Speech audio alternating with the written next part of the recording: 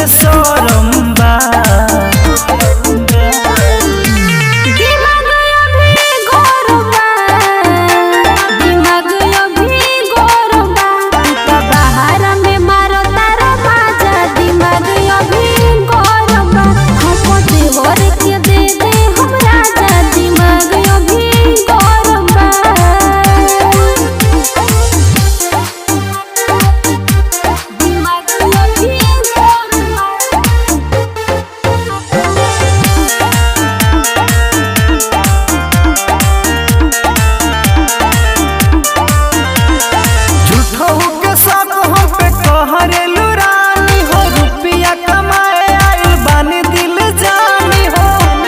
जहाँ बारू तहाँ ठीक से रहो।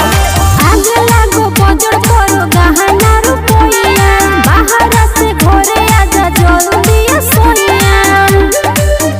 बोली बोला तारू कारा ना नरम बा।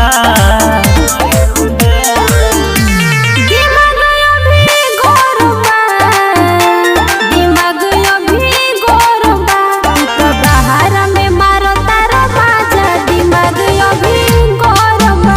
खपते होरे के दे दे हम राजा, दिमाग अभी गरम बा। जो जल्दी करे काम करे दे।